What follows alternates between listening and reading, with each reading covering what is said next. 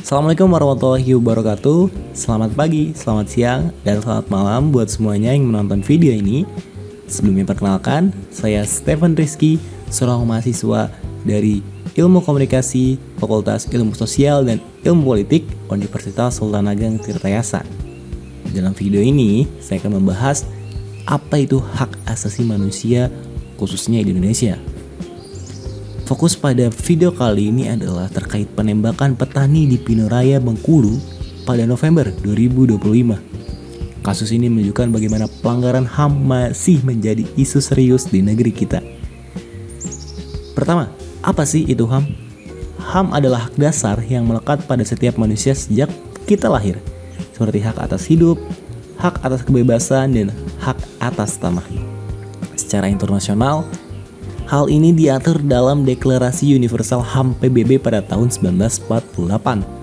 Di Indonesia sendiri, HAM dijamin dalam Undang-Undang 1945 Pasal 28A hingga 28J yang menyatakan bahwa setiap orang berhak hidup sejahtera lahir dan batin, bebas dari penyiksaan, dan juga Undang-Undang 9 tahun 1999 tentang HAM mengatur secara rinci termasuk pasal 9 yang melindungi hak atas hidup.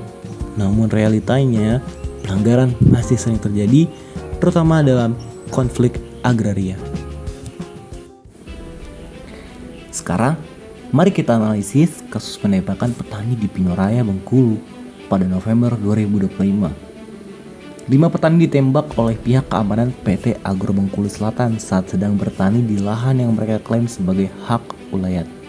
Menurut Komnas HAM, insiden ini diduga melibatkan kekerasan berlebihan dari aparat keamanan perusahaan yang menyebabkan korban luka parah dan trauma.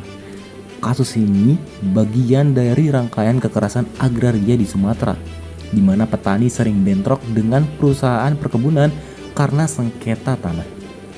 Greenpeace Indonesia mencatat bahwa kekerasan aparat seperti ini terus berlanjut hingga akhir 2025. Termasuk insiden di Bengkulu ini yang menandai kegagalan negara dalam melindungi warganya. Dari perspektif saya, kasus ini merupakan pelanggaran berat terhadap HAM, khususnya hak atas hidup dan hak atas tanah.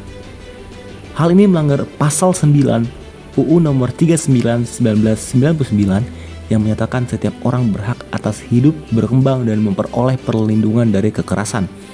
Penembakan tanpa prosedur hukum yang benar menunjukkan extrajudicial killing seperti yang dilaporkan Kontras dengan 42 peristiwa serupa sepanjang 2025. Kedua, dari sisi kebijakan, pemerintah melalui proyek strategis nasional atau PSN sering memprioritaskan investasi perusahaan atas hak masyarakat adat seperti yang disoroti Komnas Perempuan dalam kasus-kasus serupa di Sulawesi.